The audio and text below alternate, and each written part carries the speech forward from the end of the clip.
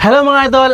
Almost 2 months po nakabalik po tayo dito kay Sir Jojo Bebat sa kanyang atsal mga idol na harvest that time. Ngayon po mga idol dahil medyo pamahal po yung presyo ng atsal, magdi-drenching po sila ng Sure 16 fertilizer ng Agwi, 16% nitrogen, 16% phosphorus, and 16% potash.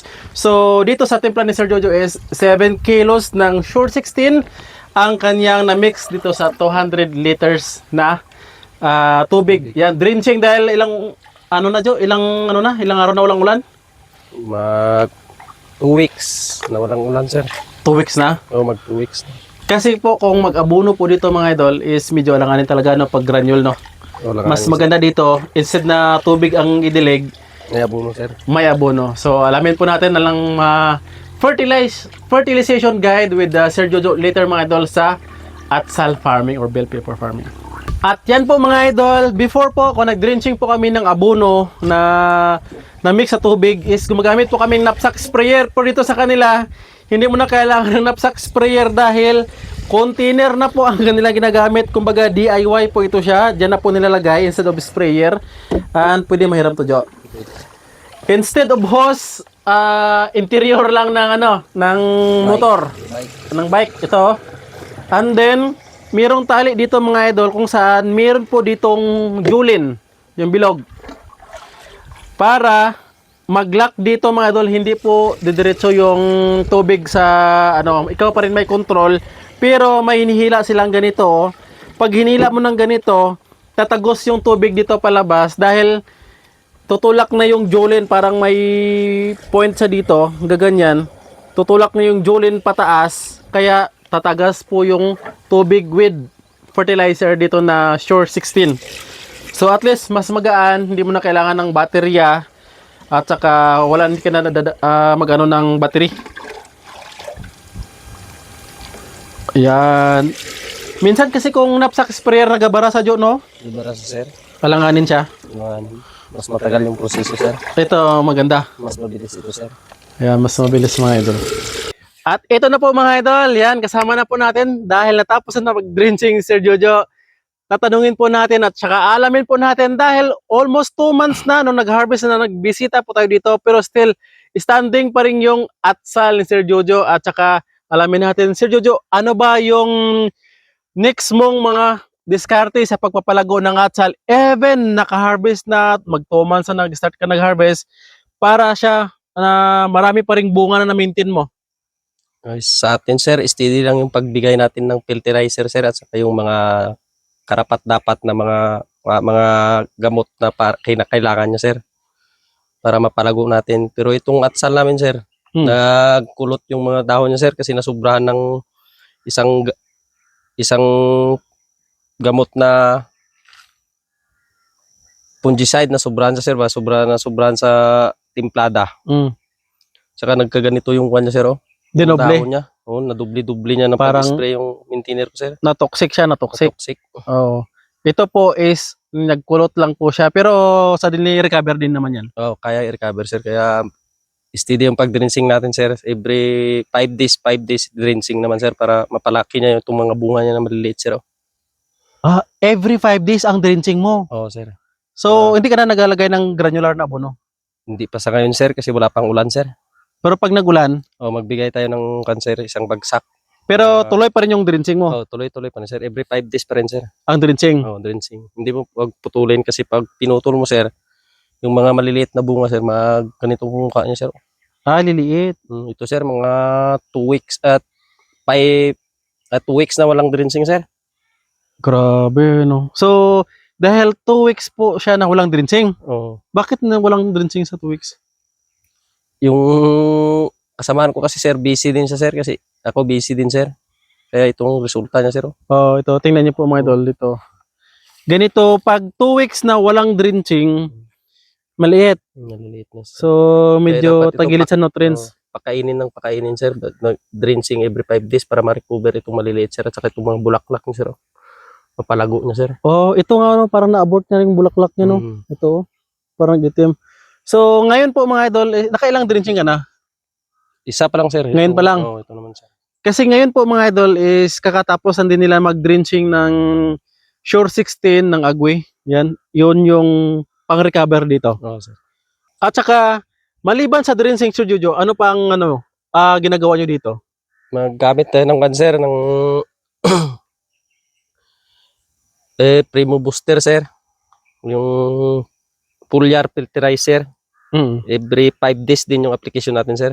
Sabay yun. Oh, pwede sabay sa cancer pag drenching para tuloy-tuloy yung paglago ng ugat at saka yung bulaklak niya, sir, na bago, sir, at saka yung mga dahon niya steady na healthy, pero ito, sir, Oh, nagkulot lang siya, pero makaano pa rin siya. makakuan pa rin yung bunga para hindi mapiktaran mabuti yung bunga niya, sir, ba? Ito tulad nito, sir, Oo. kahit kulot na siya, mayroon pa rin bungang malalaki, sir. Hindi lahat maliliit. Eh kung yung abono lang ang kunin natin, sir, ipakain, pa hindi makakain yung mga dahon o bulaklak niya, mahuhulog din, sir. Oh, yun. Hindi No. hindi niya makapitan. Dahil pag 2 to 3 weeks na walang ulan, siyempre walang absorption din masyado dito kasi hindi ka maka-abono. Hindi, sir. So, that's the time na dito banda maraming ding nalaglag na dahon. Oo, marami. Kasi 3 weeks hindi kayo nag-drenching. Oo, sir. Na busy po sila mga idol. Ngayon is diretso na naman drenching kasi medyo nabakante. Oo, sir. At saka foliar fertilizer ng Oo, Primo Plant application, Booster. sir. Oo, sir. Ayan. So, sa ganitong stage, Sir Jojo, ilan na kayo naka-harvest nito? Mga 15 harvest na po ito, sir. 15 harvest. Oo. So, mga ilang kilo lahat-lahat ang na-harvest nyo? Every harvest namin, sir, yung kalakasan ng pag-harvest namin dito, naka-harvest kami ng 5 sacks per harvest na ang pinakamalakas na, sir. Itong ganito kalawak lang, sir. Maliit lang ito, sir. Oo. Naka-harvest kami ng 5 sacks. Yun lang, mura lang yung presyo, sir. Magkano Kaya, presyo? 30 dito pa lang, sir, sa farm gate. 30 pesos. 30 pesos lang, sir. Oh, kasi mura that time mga atsal, no? Mura, sir. Ngayon, magkano na? Nag-60 naman sa, sir. 100 yung malalaki. Pero ito, sir, hindi na makapan ng magandang presyo hanggang sa 60 na lang yung presyo nito, sir, kasi maliliit na yung kanya, sir. Yung importante na lang dito, alagaan para hindi mapasukan ng sakit yung bunga at saka hindi maging sakitin, hindi mag-spotted yung mga balat ng bunga, sir. Oh, so ang problem niyan after halimbawa na during harvest time na usually yun problem mag-spot yung mga bunga. Oo, sir. Bakit siya mag-spot? Kung di natin alagaan, sir, magkakaroon ng cancer.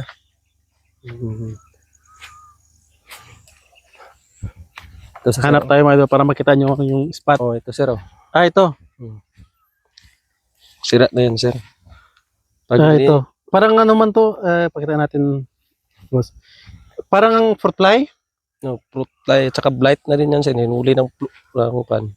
Nagka-blight una, tapos sinundan ng fruit fly. Fruit fly, sir. Ito siya. So, wala to, reject to mga idol. Reject yan, sir. Ito pa, sir.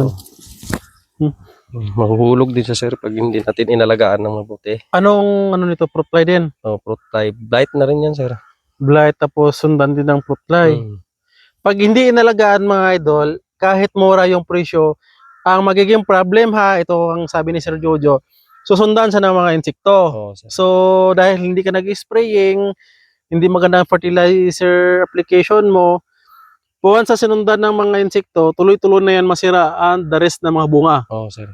Pero, even pag mura, pag inisprehan mo, kasi sa amin kasi mga idol, once mura, hayaan lang namin, siyempre, kung logi ka ng 50,000, di yun lang yung logi mo, cut the losses, kumbaga, sa amin para hindi madagdagan. Pero sa inyo, anong ginagawa nyo?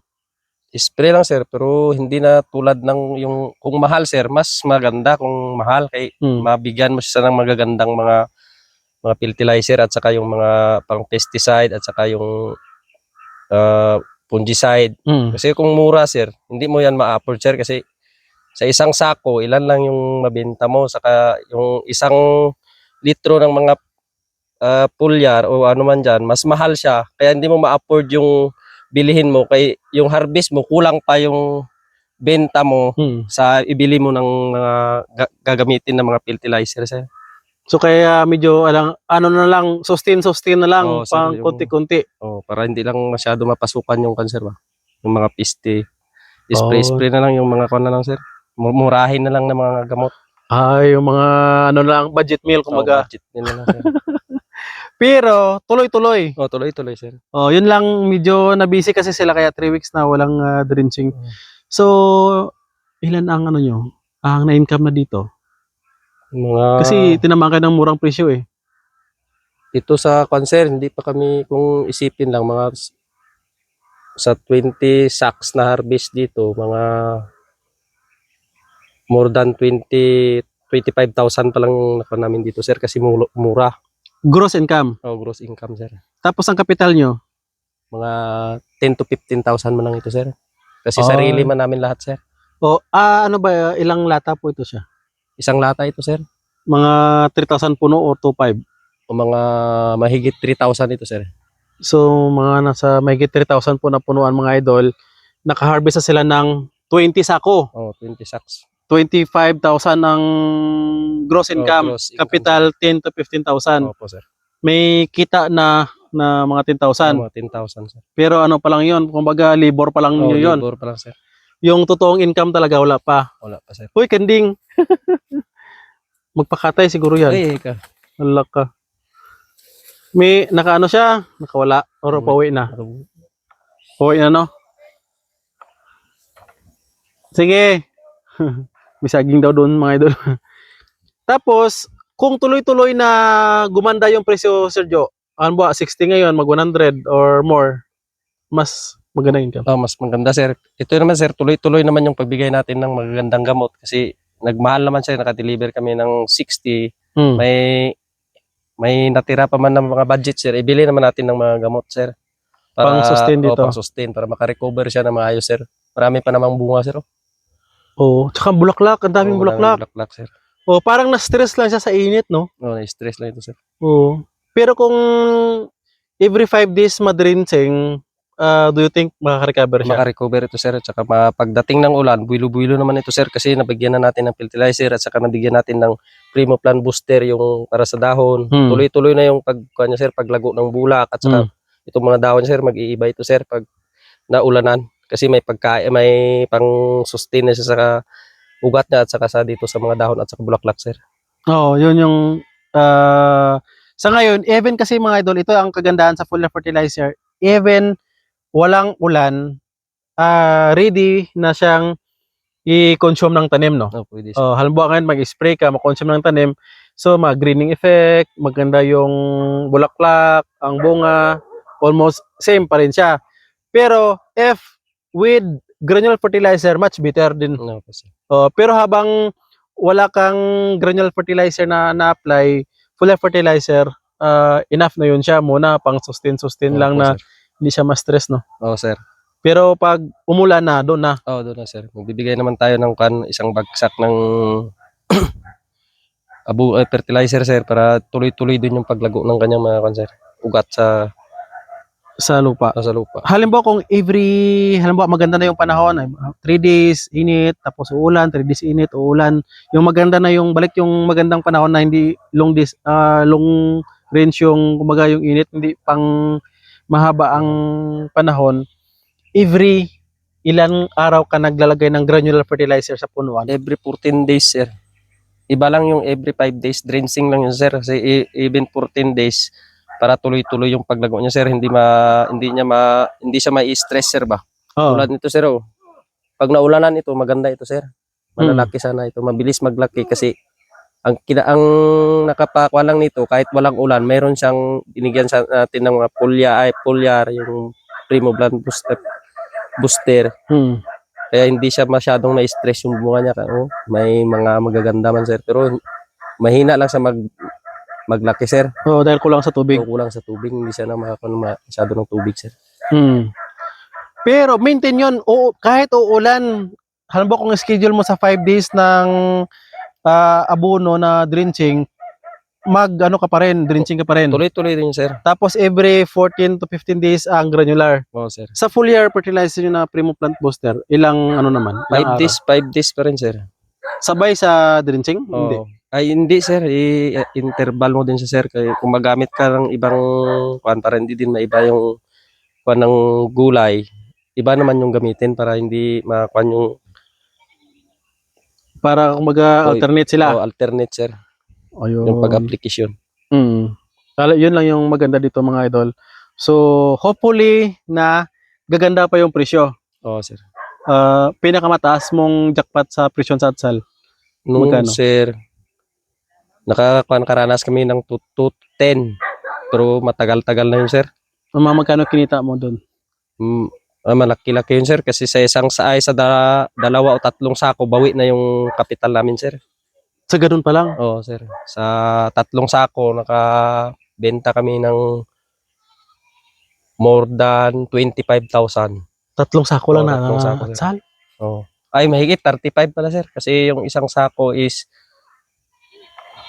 mahigit 12,000 yung isang sako sir. So mga 36, 35. Uy, panalo pala no? Oh, panalo yung Atsal sir. Kung matsambahan mo yung presyo sir. Oh. Kahit sa 100 na lang sir, maganda na. Sa 50 kilos is 5,000 per sacks naman yan sir. Oh. O yung mag 220 pa, mag 55 kilos, sobra talaga 12,000 yung... So kung 50 kilos, tapos ko to 20, yun nga, mga 12,000 nga no? Tatlong sako lang? Oo, tatlong sako lang sir. Uy, grabe ano. Tapos pinakamura? Up to sir, pinakamura, nakaranas ito ng 25, 20. Nung nakaraan, 30. Nakaranas 30. Yun ang pinaka-flooring price niya. Oo sir. So, iyak ang farmer pag mga ganyan. Iyak talaga sir. Maka-English sila sir. Kung Ano English? Short. Short. Hindi mga pantalon. Hindi makapantalon. Yun lang masaklap. Sa Atsal farming kasi, usually December, medyo maganda-ganda ang presyohan. Pero hindi din lahat-lahat kasi, marami kasi nagtatanong, sir, mga ganyan, kailan ba ang best planting sa pagtatanim ng Atsal or siliman? Actually, wala talaga, no? Wala na sir. Sa ngayon sir, wala nang eksaktong buwan o eksaktong araw ng pagmahal ng gulay. Sa lahat-lahat ng farmers, wala na. Pachamba-chamba na lang sir. Kung ilan ang presyong madatnan mo, tanggapin mo na lang. Oo. Yan, kung lugi ka talaga sir. Tama po yung mga idol. Kasi kung alam lang namin, kahit kami kung makakawala lang kami na halimbawa ngayong December, mahal yung kamatis at saka siling pansigang. Eh di kahit 10 hektarya, no? Kung alam mo lang, no? Yes, sir. Yun nga lang, wala talagang makakahula. Wala sir. Yun lang. Yan, so bago tayo magtatapos, Sir Joe, baka may mga nakalimutan akong itanong dito sa pag-aalaga ng Atsal na halimbawa ito is naka 20 harvest na or 15 harvest. Ano pang ma-share mo na hindi ko na itanong? Sa lahat ng kapwa ko magsasaka sir, yung importante lang tiyaga, sipag, tiis, pagod, at saka yung sakripisyo sir. Hindi tayo mag-surrender kahit mura, alagaan pa rin sir kahit papaano kung may magbili pa o mas maganda kahit mura may magbili sir. Di bali ng mura kung may Di bali magbili. ng mura sir. Pero kung walang magbili, mas lalong lugi sir. Short talaga. Ayan siya mga idol. So minsan sa pag-aalaga ng gulay, minsan swerte, minsan lugi. So ganyan talaga sa farming mga idol kapag nag-engage po kayo sa short-term crops. Pero kung mga long-term crops, halimbawa isang bisis mo lang itatanim, then harvest ka na lang, like siguro mga kakao, avocado, mga fruit bearing, mga durian, mga ganyan siguro, niyog, okay siguro, no? Okay, sir. Kasi hindi masyadong magastos. Pero kapag short-term crops, kailangan alagaan. Alagaan talaga, sir. Doon ka nakatutok. Pero pag maganda ang presyo, nakakawala ng pagod. Oo, sir. Pag nakatsamba ito ng mga kahit 150 lang, sir, malaki-laki na yung sir, 20 sacks. Mahigit na 50,000 na yun, sir. Ang gross income. Gross income. May bayad na yung pagod, may na yung sakripisyo, saka yung oras mo na tinutukan mo talaga yung gulay. May hindi mo na inaisip ba yung kahit pagod, may income ka naman na nakita para sa gulay, sir. Okay na. So, ito last na lang na tanong. Kasi itong smooth kain kasi na variety ng Atsal or bell pepper mga idol is umabot to ng 2 years. Tama ba yun, Sir Joe? Opo, sir. Basta na maganda. Maganda lang. So ano talaga yung pinakasakit nito na magdesisyon ng isang farmer na i-abandon na siya at kapabayaan na lang? Sa murang presyo talaga, sir. Pag sa 5 o 6 na harvest na hindi mo matikman yung mahal, Mm. yung presyo 50 below, Mm. masakit na yan sir sa farmer sir sa 5 harvest. Mm. Ikaw ay pag hindi umakyat ng 50 higher yung presyo sir, talagang lugi na yung farmer sir. Yun, kaya Oo. nag-abandon na sila. Mag-abandon na sila sir kasi sa 6th, 7th harvest, mas malaki na yung lugi nila sir kasi hindi man ito kaya ng isang tao lang na harvestin sir. Oo. Yung atsal at saka pag bagsak ng presyo, bagsak din yung kita mo. Kaysa ipatay sahod mo pa sa tao, wala na. Short ka na nga sa income mo sa sa benta at saka sa production ng presyo. Magkuha ka pa ng tao, luging-lugi ka na talaga, sir. Lugi na. Pero sa mga sakit, kaya lang. O, kaya lang, sir. Basta, wag lang pabayaan, sir.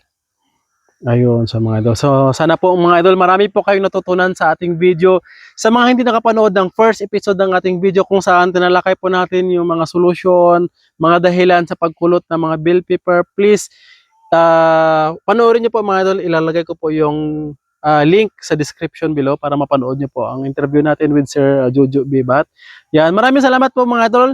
Kung nagustuhan nyo yung ating video, please, i-like naman mga idol. Kung may mga katanungan po kayo, mag-comment po sa baba, i-share yung ating video para marami pong makapanood.